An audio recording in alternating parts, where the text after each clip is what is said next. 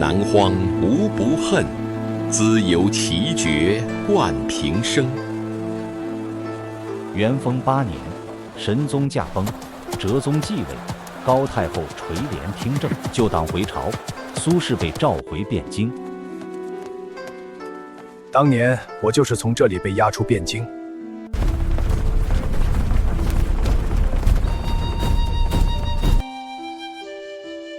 往事如烟，但路还要走。苏青，这些年你受苦了。